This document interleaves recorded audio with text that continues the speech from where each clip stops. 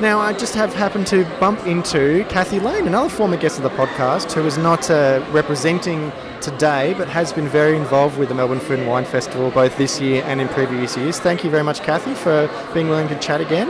My pleasure, James. Lovely to see you. So, Kathy, no doubt you've been involved with the Food and Wine Festival in previous years. Of course, this is the 25th year of the Food and Wine Festival. What have been some of the highlight events that you've either attended or been involved with in the past? Well, I've been very lucky this year to have two of my clients involved, both Australia's First Families of Wine and Tabilk.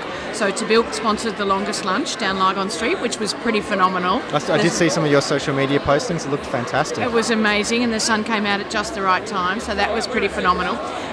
First Families did sponsorship of Masterclass, so we were very lucky to and privileged to be part of that with so many of the world's top 50 chefs, etc. What else have we done? Oh, well, we did a wonderful tasting with the top 50 sommeliers from around the world with Wine Australia, with Australia's First Families. That was a pretty special tasting, I've got to say. So we unlocked our cellars and did a pretty special tasting with them last Monday. Then Tabilk did a Legends dinner with Philippe Michel that I was very lucky to be part of, because both Philippe Michel and Alistair Purbrick are legends of the festival, so that's pretty special. And then we had the big gala dinner for partners and sponsors on Thursday night at Rialto, which was crazy because, of course, that's been a building site. So I've had a pretty busy time. And Is it nice to be able to come to the event today and just as a punter and just relax and taste and just not have to worry about, getting people in front of the right sommelier or media person? Absolutely. I haven't had a job to do today except taste. So we've just been guests at the most incredible Australian Cabernet tasting with Langton's, moderated by the lovely Nick Ryan, and that was a real privilege. So I think we finished the festival on a high. I think it's been amazing. I have the utmost respect for the festival team. They just keep on going and they ramp it up every year and they deliver every time. I think under Natalie O'Brien's stewardship, they are an incredible team, and I really have the utmost respect. As an event manager, I get what goes on behind the scenes, and these guys have done it. They've nailed it again, and this House of Food and Wine concept has been phenomenal. Over the past 25 years, how have you seen the Melbourne Food and Wine Festival influencing dining culture and knowledge and appreciation for Australian wine, particularly involved with different events? Do you think that they've done a really fantastic job over the past 25 years, keeping a finger on the pulse and sort of promoting the new thing that what everyone's talking about? Yeah, I do. I think what they've also done is been able to bring the outside in to Australia. They've been very, very good at keeping an eye on trends overseas. If you look at masterclass guests over the years, there's been a great representation from Australian chefs, but there's also been some terrific internationals who have kind of inspired us. There's also been a great recognition of Australian chefs who have been doing amazing work, and I'm talking about, your Brett Grahams from the Ledbury and those kind of Australians who have really been trailbreakers overseas.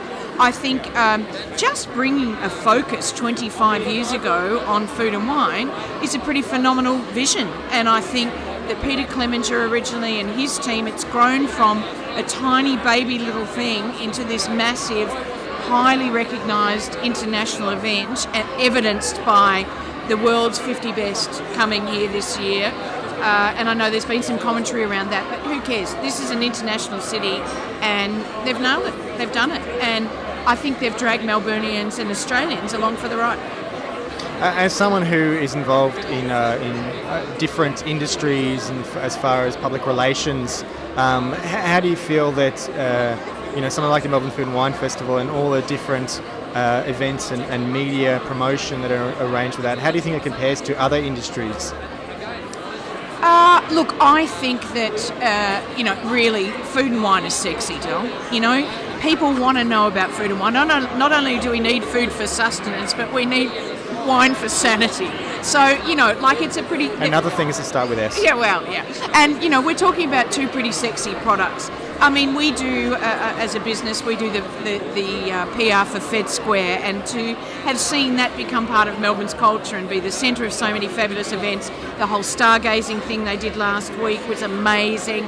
Their support for the Melbourne Food and Wine Festival, their support for things like the Australian Open, we are a city that kind of knows events and we know how to do it. But I think in terms of an industry who really celebrate, food and wine's kind of where it's at. Fantastic. As far as the event this afternoon, there's some producers that you're looking forward to catching up with and tasting some of the wines and sharing more fantastic stories about Australian wine? Absolutely. Well, I'm very lucky to have a number of clients and past clients in this room. I can see Pippa Merritt down there from Yalumba. I've seen Steve Weber from De Wortley, and I saw very beautiful Viv Thompson from Bess, and we were very lucky enough to handle their 150th celebrations a couple of years ago. So I reckon I might be heading over there to have a little look. Oh, it was last year, wasn't it? Was it last year? Maybe? It was last year. Was it last year? 1866. How time flies.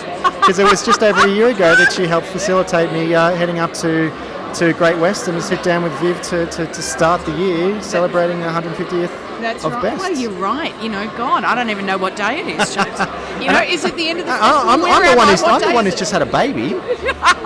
And you're insane too then. Look, Kathy, it's been lovely catching up with you, and of course, it's been great to get you back on the podcast just briefly, but I do hope you enjoy the rest of the afternoon, and thank you very much for your time. I think I will, and then I'll go home and introduce myself to my family. They probably haven't seen much of you over the last week or two. Okay, lovely to see you. Thank you.